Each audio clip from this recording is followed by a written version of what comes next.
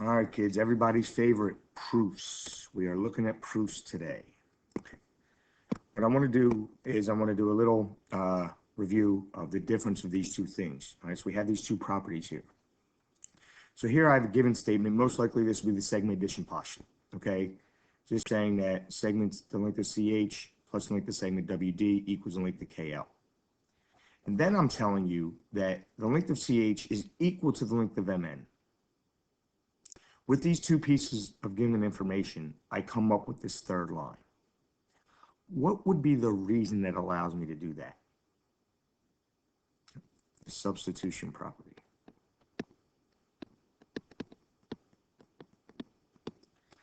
You can shorthand it SUBST. It cannot be just SUB because that could be confused with subtraction property. Anytime you use shorthand, make sure it can't be confused. It's substitution because all I did was substitute this term. Over here, this looks like substitution because it looks like, well, wait a minute, all you did was substitute WD with CH. No. There's my connector, or if two things equal the same thing, they are equal. That is the transitive property of equality. And you have to have of equality on this one because you can also have it of congruence. Okay? Transitive property. If two things equal the same thing, right, or are congruent to the same thing, there's my connector, there's my connector. And it doesn't have to be written in that order, because look, there's still my connector, okay? Transitive, a student once time said to me, hey, Mr. Bracco, it's like a train, right? You have the train, the three pieces. If it helps you, good. I never thought of it that way, but I was like, I see where you're coming from. So the substitute is when you're substituting it in. Transitive is when two things equal the same thing. All right, now let's get into our proofs.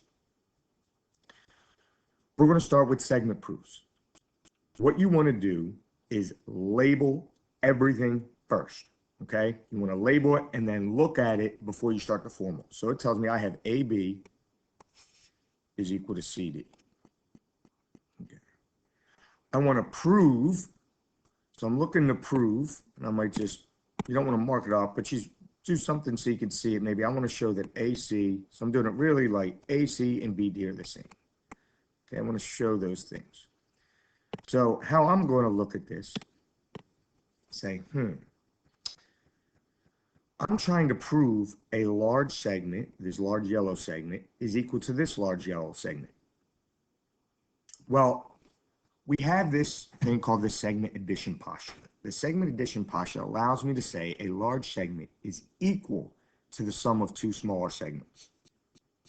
Well, if I want to show a big segment is equal to a big segment, can I prove that the two smaller pieces are the same? Well, let's look. I have A, B, and C, D. So this little piece of the yellow segment is equal to this little piece of this yellow segment up top.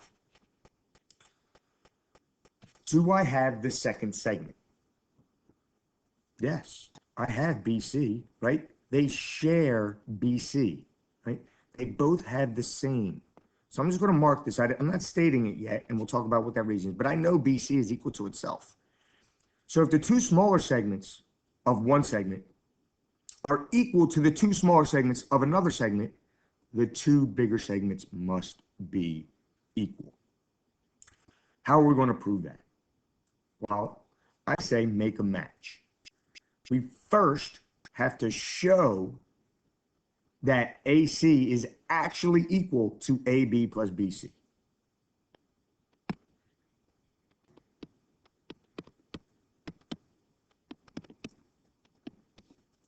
What allows me to say that? That a large segment is equal to the sum of two smaller segments. The segment addition postulate.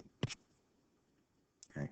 Well, I'm going to, in the same breath, I need to break up this other large segment, BD. So now I introduced AC into the proof, and I showed it's the sum of the two smaller segments. So now I'm going to introduce BD, and we'll allow you to put this in one step. BD is just BC plus CD, and that's still the segment addition postulate. Now, I want to quote unquote make them match.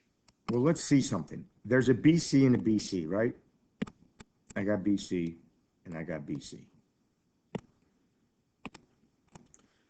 Can I somehow change AC to look like BC plus CD? Can I say that AC is equal to BC plus CD? Yes, I can. Because what do I know about AB? I know that AB equals CD, so I'm just going to substitute that in. I'm just going to substitute that in. So now I have AC is CD plus BC. And that, my friends, is the substitution property. Okay. So now I have two things equal to the same thing. I have BD equals BC plus CD, and I have AC is CD plus BC. Now, I'm not going to be a stickler and make you change the order. But see how these two things equal the same thing? If two things equal the same thing, they are equal. And what is the property, excuse me, AC is BD. What is the property that says if two things equal the same thing, they are equal? Yep. The transitive property of equality. Okay, the transitive property of equality.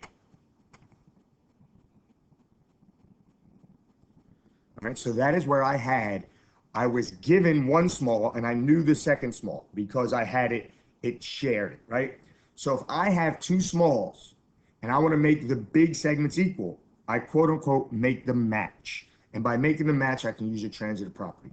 So I had two small segments and I want to show the big one equal. Now we may have it another way. So let's look at this way. Here I have BW. So I have the entire segment, BW, I'm going to do 3 tick marks, is equal to JG, right? So I have the big is equal to the big. And I have segment, the length of JA is equal to the length of BM. Well, now I know that the big segment is equal to the big segment. And they share a piece. They share a small segment. I could just think, forget about the formal proof, this, that, and the other thing. Clearly, if BW is 10 and JG is 10, BM and JA are both 7 because they're equal. What must the two remaining pieces be? 3. How did you do that? Subtraction. I just subtracted this small segment I have from the big segment. So we're going to, in essence, do the same thing. First, though, since I'm going to subtract from the bigger segments, let me state that my BW, my big segment, is equal to my small segment. Now, yes, could you just list all the givens together? I'm sure you could. But you would never tell a story like that. You want to be telling a story saying, I'm eating ice cream, I got into the car, right? I ordered cherry sundae. Man, I walked out of my house, I opened the car door, got in the car. What? Everything's all over the place, right? You want to have a flow. You want to have some sort of story in this proof, some sort of logic. So that's why I'm stating that the large segment's equal to the large segment, because my goal is to show that the two small segments are equal to the two small segments and subtract what they share, right? So how can I say that BW is actually equal to BM and MW? I need to be able to show that, right?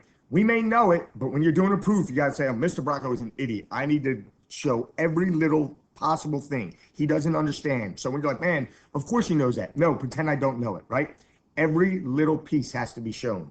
So I know BW is just BM plus MW, and I'm going to subtract the BM. But I need to state it. What allows me to say that BW is BM plus MW? Yep, It's that segment addition postulate again. I'm going to do the same thing with JG equals JA plus AG. I still haven't used this other given, but I'm holding off on it. I need to get MW and AG to be equal, right? That's what I'm trying to do here. I need to get them to be equal. So I need them on opposite sides of the equal sign. I need them on opposite sides of the equal sign.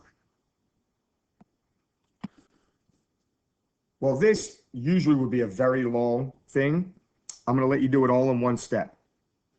See how if JG equals BW and BW equals BM plus MW, wouldn't JG equal BM plus MW by the transitive property?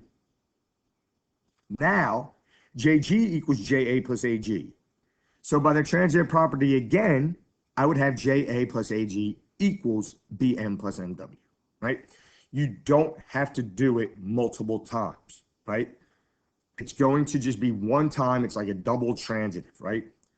So, and I'm gonna put that real quick over here. So I might say that JG equals BM plus MW, and that's the transitive property, right? Now I'm using this JG equals JA plus AG, so that would be JA plus AG equals BM plus MW. That's also the transitive property. You don't have to go through and say that every time, okay? You don't have to go through and say that every time. We can just show that BM plus MW is JA plus AG, and that is the transitive property of equality. Now we know it's really twice, but I'm going to let you save some space on that. Now I have my MW and my AG, MW and AG on opposite sides, right? I have MW and AG on opposite sides. I need to get rid of BM and JA. Do I know they're equal? Yes, I do. It's given right there. So now I'm going to state that JA equals BM.